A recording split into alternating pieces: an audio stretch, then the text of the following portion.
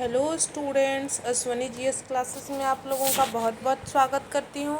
मैं दीपशिखा द्विवेदी। आज हिंदी के क्लास में आप लोगों का मैं स्टार्ट करूँगी। हिंदी का 2 दिन गैप हो गया था क्लास, तो आज उस क्लास को हम कंटिन्यू करते हुए आज उपसर्ग हमने जो पिछले क्लास में कंप्लीट कर लिया था, और उपसर्ग से रिलेटेड आज आपको क्वेश्चन देखने को मिलेंगे। हमारे एग्ज़ाम में किस तरह से क्वेश्चन आते हैं, उपसर्ग से जुड़े हुए क्वेश्चंस को हम आज देखेंगे। तो आपके इस टेस्ट में हम स्टार्ट करेंगे। इस टेस्ट में आप अपने क्वेश्चन देखेंगे किस तरह के क्वेश्चंस आते हैं, और इस क्वेश्चन से आप ये अपने मन में एक वो फॉर्म आप एक तरह से कह सकते हैं, आप मन में बना सकते हैं, एक फॉर्मेट तैयार कर सकते हैं कि एग्ज़ाम में आपको कैसे क्वेश्चन देखने को मिलेंगे। कुछ अलग नहीं मिलेगा, बिल्कुल ऐसा ही मिलेगा। इससे और हट के कहीं कुछ है ही नहीं, क्योंकि क्वेश्चन बनता है उपसर्ग से, बहुत आसान होते हैं, और यही बनता है, ये बेसिक चीज़ है जो आपको टेस्ट में दिया जा रहा है। तो टेस्ट स्टार्ट करने से पहले बच्चों, मैं आप लोगों से बता दूं कि प्लीज़ वीडियो को लाइक शेयर सब्सक्राइब करें। अगर आपको वीडियो अच्छा लगे, आपको अगर मेरी मेहनत अच्छी लगती है, तो प्लीज़ इसे लाइक शेयर ज़रूर करें। ज़्यादा से ज़्यादा बच्चों को जोड़ें हमारे क्लास से, और आप भी देखें। और अपना नंबर हमें कमेंट बॉक्स में बताना ना भूलें। तो चलिए टेस्ट की शुरुआत करते हैं बच्चों। हमारा पहला क्वेश्चन क्या है? प्रत्युत्पन्नमति शब्द में कौन सा उपसर्ग है? पहला क्वेश्चन है प्रत्युन प्रत्युनपत प्रत्योत्पन्नमति शब्द में कौन सा उपसर्ग है? ये उर्दू का नहीं, संस्कृत का शब्द है, इसलिए थोड़ा सा बोलने में कठिन हो रहा है।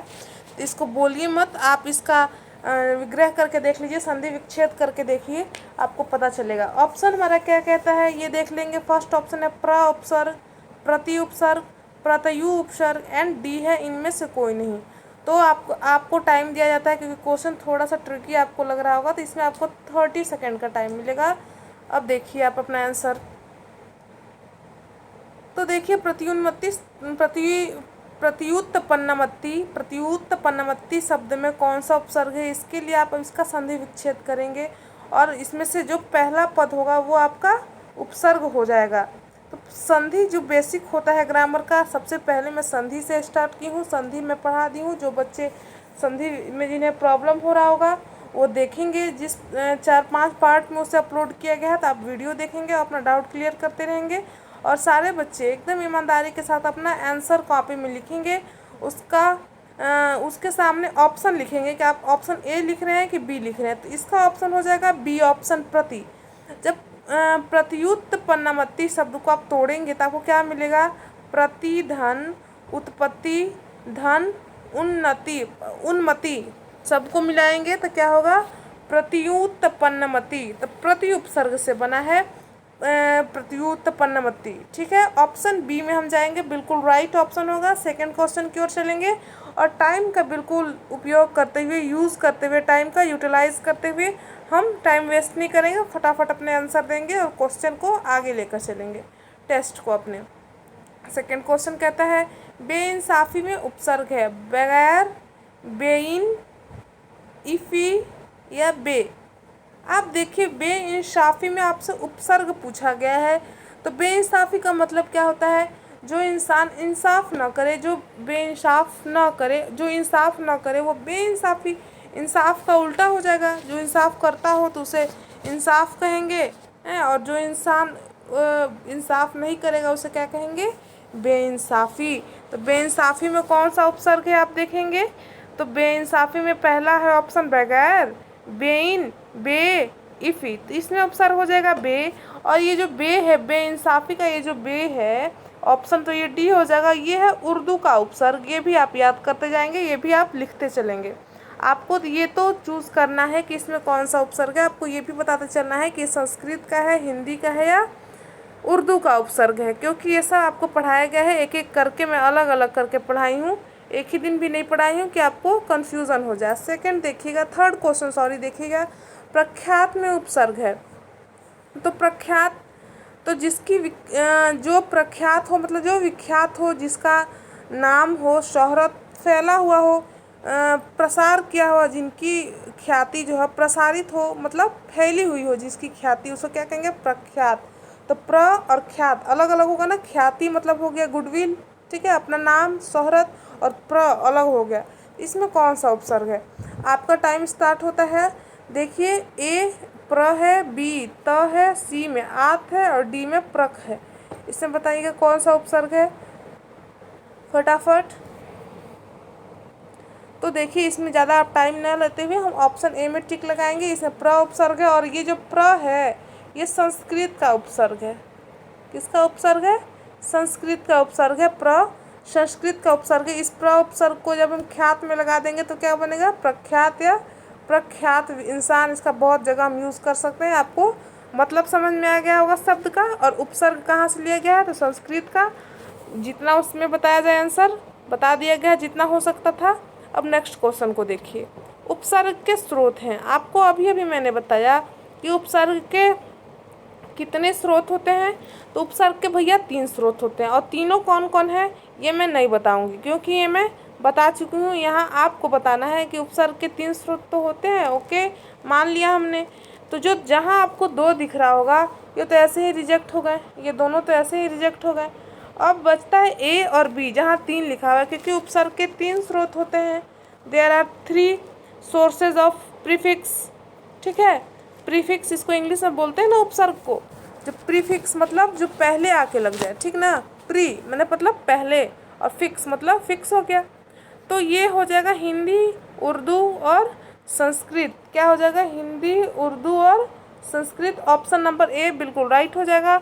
और आगे क्वेश्चन की ओर चलेंगे। नेक्स्ट क्वेश्चन हमारा क्या कहता है? शब्द के आगे लगकर अर्थ में परिवर्तन करने वाले शब्दांश को शब्दांश कहलाते हैं। अर्थात क्या कह रहा है क्वेश्चन कि वैसे शब्दांश जो शब्द के पहले आके लग जाए और उसके अर्थ में परिवर्तन कर दे उसे क्या कहते हैं? संधि कहते हैं, प्रत्यय कहते हैं, उपसर्ग कहते हैं, नन ऑफ दिस। तो अभी अभी मैंने आपको बताया है, पिछले क्लास में भी मैंने आपको बताया है कि शब्द के पहले आके लग के शब्द की स्थिति बदल दे उसे उपसर्ग कहते हैं। ऑप्शन बी हो जाएगा। नेक्स्ट क्वेश्चन की ओर चलेंगे। दूसरा 6ठा नंबर हमारा क्वेश्चन क्या कहता है? 6 नंबर क्वेश्चन आपके स्क्रीन पे है। अभी तक किसने एक भी क्वेश्चन गलत नहीं किया है, बिल्कुल सारे सही चल रहे हैं। कमेंट बॉक्स में ये भी कमेंट करेंगे आपको क्वेश्चन कैसे लग रहे हैं, आप क्वेश्चन को सॉल्व कर पा रहे हैं, नहीं कर पा रहे हैं, तो आपको कौन सी कठिनाई हो रही है, क्या प्रॉब्लम कर रहा है को आप क्वेश्चन नहीं सॉल्व कर पा रहे हैं। सारी चीज़ बताएंगे ताकि मैं आपको आगे बता सकूं कि आपको कैसे फिर इसको पहचानना है। नेक्स्ट देखिए, निम्न में से कौन सा उपसर्ग रहित शब्द है? अब आपको यहाँ 4 ऑप्शन दिए गए हैं, इसमें से आपको ढूंढना है कि उपसर्ग रहित शब्द कौन से हैं। तब देखेंगे पहला ऑप्शन है प्रतिदिन, प्रमाण, प्रहार और पंडित। तो देखेंगे आपको मैं समय थोड़ी दे देती हूँ, उसके बाद इसको एक्सप्लेन करते चलूँगी क्योंकि आपको टाइम मिलना चाहिए आपके आंसर चूज़ करने के लिए। आपको समय तो मिलना चाहिए ना, ताकि आप आंसर अपना बता सकें, कॉपी में लिख भी सकें कौन सा आंसर होगा। तो इसमें देखेंगे आपका प्रतिदिन में जो है प्रति उपसर्ग लगा हुआ है जो संस्कृत का है, तो ये उपसर्ग सहित है। प्रहार में प्र उपसर्ग लगा है, ये भी संस्कृत का है। प्रमाण में भी प्र उपसर्ग लगा हुआ है, ये भी संस्कृत का है। अब देखेंगे जो पंडित है इसमें क्या कोई उपसर्ग लगा हुआ है? बिल्कुल इसमें कोई उपसर्ग नहीं लगा हुआ है। हमारा ऑप्शन बिल्कुल डी हो जाएगा। अब देखिए प्रतिदिन जो है इसमें प्रति उपसर्ग लगा हुआ है, मतलब यदि आप प्रति को हटा देते हैं, यदि आप प्रति को ऐसे हटा दिए तभी भी दिन बचता है। उपसर्ग को हटा देने पर भी शब्द का अर्थ रहता है, वो अनर्थक शब्द नहीं बने, वो सार्थक शब्द ही रहे, तो उसे हम उपसर्ग कहते हैं। देखिए उपसर्ग हटा देंगे तभी दिन तो सार्थक शब्द है ना, प्र हटा देंगे फिर भी हार जो है वो बचेगा, वो सार्थक शब्द बचेगा। इसी प्रकार से प्रमाण में हम प्र हटा देंगे तो मान जो बचेगा, ये भी माप जो बचेगा प्रमाप में, तो माप जो है सार्थक है, यानी कि जो पहले लगा है ये उपसर्ग है। तो ये इन उपसर्गों को इसी प्रकार से देखेंगे। अगर पंडित में जो पहले पन लगा, पन को हटा देंगे, डित मतलब क्या होता है? कुछ नहीं होता है। तो पंडित में कोई उपसर्ग नहीं लगा है। उपसर्ग रहित शब्द कौन सा है? तो पंडित। और सहित तीनों के तीनों बाकी सहित हैं। अब 7वां क्वेश्चन देखेंगे। 7वां नंबर क्वेश्चन क्या कहता है? बिल्कुल आसान क्वेश्चन आपके स्क्रीन पे, आप तुरंत आंसर लगाएंगे और मुझे उम्मीद है कि आप सही क्वेश्चन भी लगाएंगे। आंसर टिक लगाइए जल्दी जल्दी। देखिए ए ऑप्शन क्या कहता है? बेईमान, बेसहारा। बी क्या कहता है? बेदाम, बलदेव। सी कहता है व्यर्थ, बदहवास। डी क्या कहता है? ब्राह्मण, बेदर्द। बे उपसर्ग वाले शब्द आपको ढूंढने हैं, बे उपसर्ग वाले शब्द आपको ढूंढने हैं। अब देखिए बे किस भाषा का उपसर्ग है? आप जब फटाफट अपना आंसर बताइए। आपको मैं डिस्टर्ब नहीं कर रही हूँ, इसको बस थोड़ा थोड़ा एक्सप्लेन कर दूँ ताकि आपको बिल्कुल समझ में आ जाए और नेक्स्ट टाइम में गलती ना हो। अब देखेंगे बे उपसर्ग वाले शब्द कौन से, तो बे उपसर्ग कहाँ से लिया गया, किस स्रोत से? भाई 3 स्रोत होते हैं ना, तो किसी न किसी एक स्रोत से तो आया होगा ये उपसर्ग है, तो 3 ही स्रोत है हमारे पास और उन्हीं तीनों का कोई एक कहीं से आया होगा बे। तो बे कहाँ से आया है ये बताइए आप लोग, बे कहाँ से आया है? बे उर्दू का उपसर्ग है, बे जो है उर्दू का उपसर्ग है, बद जो है उर्दू का उपसर्ग है। ठीक है, ये सब उर्दू के उपसर्ग होते हैं। आपको पढ़ाया भी गया है, आप पिछले क्लास में देख सकते हैं, 10-15 मिनट का एक क्लास था हमारा संस्कृत उर्दू के जो उपसर्ग होते हैं उससे रिलेटेड, तो आप उसे देख लेंगे। जिन बच्चों को परेशानी हो रहा होगा और जिन लोग अच्छे से दे पा रहे होंगे उनके लिए तो अच्छा है। तो देखिएगा डी ऑप्शन में देखेंगे, यहाँ बे शब्द का प्रयोग ही नहीं है, तो ब्राह्मण है, इसमें बे शब्द का प्रयोग ही नहीं है, ये तो नहीं हो जाएगा। बेदर्द में है, बेदर्द में है, लेकिन ब्राह्मण की वजह से ये तो सही है, लेकिन ये इसके साथ गलत दिया गया, इसलिए ऑप्शन डी नहीं होगा। अब देखिए बेदाम और बलदेव, यहाँ भी देखिए इसमें तो ब उपसर्ग लगा हुआ है, बेदाम में बे उपसर्ग, ये तो सही है, लेकिन इसके वजह से ये गलत हो जा रहा है, ये भी नहीं होगा। अब देखिए व्यर्थ और बदहवास, तो व्यर्थ में कौन सा संधि है, कौन सा उपसर्ग है, सॉरी, तो जब व्यर्थ का आप संधि विच्छेद करेंगे तो आपको पता चलेगा कि व्यर्थ क्या होगा, जिसका कोई अर्थ नहीं होता, इसका मतलब क्या होगा व्यर्थ का, जिसका कोई अर्थ ना हो वो व्यर्थ कहलाता है। बदहवास, जो अपने होशो हवास में ना हो उसे बदहवास कहते हैं। तो ना इसमें बे है ना इसमें बे है, यानी कि ये दोनों गलत है इसमें। तो अब ऑप्शन ए हमारा बचता है, जिसमें देखेंगे ईमान, अगर बे को आप हटा देते हैं, बे को अगर आप हटा दिए तो ईमान जो बचता है, इसमें भी ये एक सार्थक शब्द है। ये देखिए बेसहारा को बे हटा दी तो सहारा भी एक सार्थक शब्द है। यानी कि पहले नंबर तो ये देखना है कि दोनों शब्द उपसर्ग हटाने पर शब्द की सार्थकता रहती है या सार्थकता इनकी समाप्त हो जाती है। अगर रहती है तब तो ये उपसर्ग वाले शब्द होंगे, नहीं तो उपसर्ग रहित शब्द होंगे। ऐसे भी आप देख सकते हैं, इसमें से देखेंगे कि दोनों को हटाने पर शब्द की सार्थकता रह रही है, यानी कि ये उपसर्ग वाले शब्द हैं। ठीक है, और ये बे उपसर्ग वाले शब्द है, ये भी चेक कर लिए कि बे देखिए दोनों के आगे लगा हुआ है, बेसहारा करेंगे तो बे अलग करेंगे और सहारा अलग होगा, बेईमान को करेंगे तो बे अलग होगा और ईमान अलग होगा। संधि विच्छेद करके देख लेंगे थोड़ा बहुत, अगर कन्फ्यूजन रहा तो। और जिसे संधि विच्छेद नहीं आता है उनके लिए कोई ऑप्शन नहीं है, ग्रामर समझ में नहीं आएगा बिना संधि समझे। 8 क्वेश्चन की ओर चलेंगे, 8वां नंबर क्वेश्चन देखेंगे। और 10 क्वेश्चन का ही मात्र ये सीरीज था, क्योंकि प्रत्यय जब हो जाएगा, प्रत्यय थोड़ा टफ होता है, प्रत्यय जब हम पढ़ा लेंगे तो एक मिला जुला टेस्ट होगा, उपसर्ग और प्रत्यय का मिक्स क्वेश्चन उसमें आपको देखने को मिलेंगे।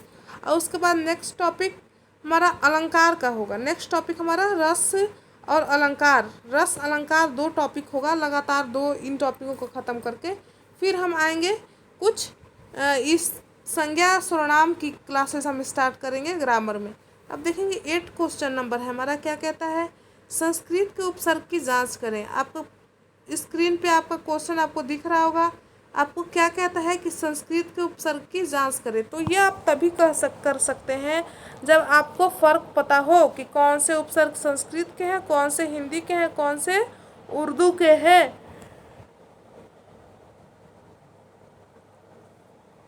2 मिनट का सोचने का समय, क्वेश्चन थोड़ा सा सोचने वाला है, आप सोच लीजिए, उसके बाद हम एक्सप्लेनेशन के साथ आपको बताएंगे।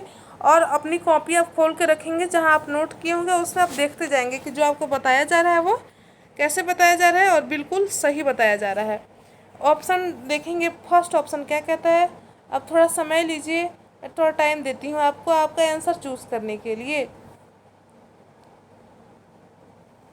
देखेंगे फर्स्ट ऑप्शन है प्र, परा और अ। अब बच्चों आप देखेंगे परावर्तन, ठीक है, परामर्श, ये सब जो है ये संस्कृत के शब्द होते हैं। प्रा जो उपसर्ग है संस्कृत का, परा जो है परावैज्ञानिक किरणें, ठीक है, पराजय, ठीक, और पराधीन मतलब दूसरे के अधीन, जो खुद पर डिपेंड नहीं है उसे पराधीन कहते हैं, दूसरों पर जो अधीन है। और क्या कहेंगे, ये सब जो हैं ये संस्कृत के, आप ये जो अ है ना ये हिंदी का हो जा रहा है, लेकिन आपसे क्या पूछ रहा है कि उर्दू बस संस्कृत के उपसर्ग होना चाहिए, लेकिन ये गलत हो जाए क्योंकि इसमें एक हिंदी का आ गया है। अब देखिए बी ऑप्शन में क्या कहता है, उप, परि और सु, उप, परि और सु। सु से क्या होगा, सुंदर, सुडौल, ठीक है, सुशील, ठीक, सुजान। इस प्रकार से ये संस्कृत के शब्द होगा। अब परि से क्या होगा, परिनिर्माण, ठीक है, परिवर्तन,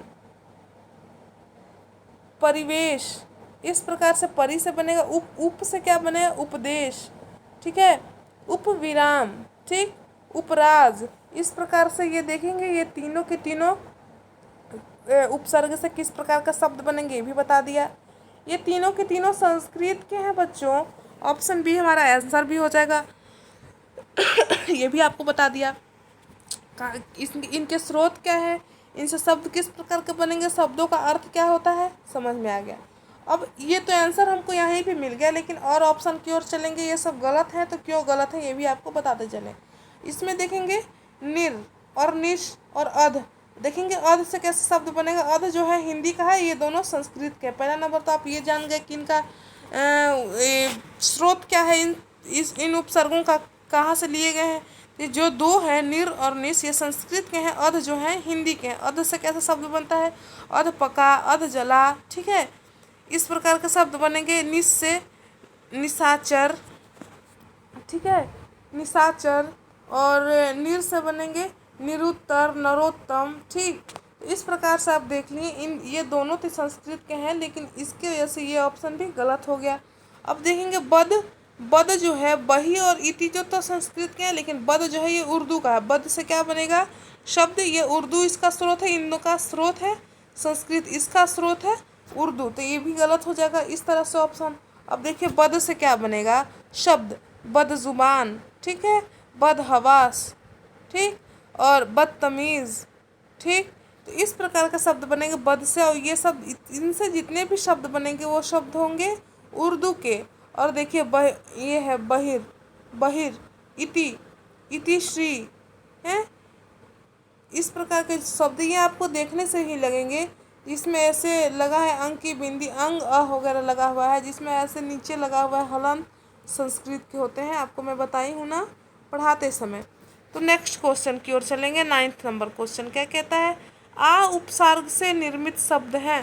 शब्द लिखा गया है, ये गलती से शब्द होंगे। आ उपसर्ग से निर्मित शब्द हैं, आ से, ठीक है, आचरण, आकार, आकर्षण, ऑल ऑफ दिस, इनमें से सभी। तो ऑप्शन डी हो जाएगा। इसमें कोई बताने वाली बात है भला, कोई बताने वाली बात नहीं है मेरे समझ से। नेक्स्ट क्वेश्चन की ओर चलेंगे। देखिए सब में आ लगा हुआ है उपसर्ग, इसमें और कुछ नहीं करना था, बस पहचानना था कि अ उपसर्ग से निर्मित शब्द कौन कौन से हैं। अब देखिएगा स उपसर्ग से निर्मित शब्द आपसे पूछ रहा है कि इनमें से स उपसर्ग से निर्मित शब्द कौन कौन से हैं। पहला है सुपुत्र, स्वराज, सरस, इनमें से कोई नहीं। अब देखेंगे सु जो है, पहला नंबर तो ये देखिए जो ये जो स उपसर्ग जो है ये हिंदी के हैं या संस्कृत के हैं, आपको बताना है कमेंट सेशन में, हम नहीं बताएंगे, ठीक है। अब स जो है हिंदी के संस्कृत के, आपको ये भी बताना है। जितने भी बच्चे वीडियो देखेंगे हमें कमेंट करके अपना आंसर ज़रूर बताएंगे। 10th नंबर क्वेश्चन का हम तो आंसर बता देंगे, लेकिन 10 क्वेश्चन में आपने कितना स्कोर किया ये बताएंगे, तैयारी कैसे चल रही है ये बताएंगे आप लोग हमको। यूपी बीएड का एग्ज़ाम होगा बच्चों जुलाई में, ये फिक्स है बिल्कुल। यूपी बीएड का एग्ज़ाम होगा, पेपर में ये आ चुका है, ये आउट हो गया है। अब देखिएगा सु से कौन भी, इसमें देखिएगा सु लगा है, स है, लेकिन ये सु इसमें उपसर्ग है। अगर सुपुत्र को तोड़ेंगे तो अच्छा हो जो पुत्र, जो पुत्र अच्छा हो सुपुत्र कहते हैं, तो सु अलग होगा, पुत्र अलग होगा, तो ये गलत हो जाएगा। अब देखिए स्वराज, स्व धन राज, स्वराज होगा, इसमें भी स उपसर्ग नहीं है, स्व उपसर्ग है, ठीक है। इसमें देखिए सरस, तो इसमें देखिएगा स धन रस, इसको तोड़ेंगे तो क्या मिलेगा, स धन रस। तो इसमें साफ आपको दिख गया कि स जो है ये उपसर्ग है, हिंदी के उपसर्ग है सरस। ऑप्शन सी हमारा बिल्कुल राइट हो जाएगा, बाकी सारे के सारे गलत हो जाएंगे। तो आपको क्वेश्चन कैसे लगा बच्चों, टेस्ट में आपका कितना नंबर आया, कमेंट करके बताएंगे। आपको वीडियो कैसा लगता है, किसी तरह की कोई क्वेरी हो मैसेज हमें करेंगे ज़रूर कमेंट बॉक्स में, ताकि हम आपकी मुसीबत को दूर कर सकें। मिलते हैं बच्चों नेक्स्ट क्लास में, हिस्ट्री क्लास भी आज हो गया, शाम को मिलेंगे हम वहाँ। अब तक के लिए बाय, नमस्कार, जय हिंद।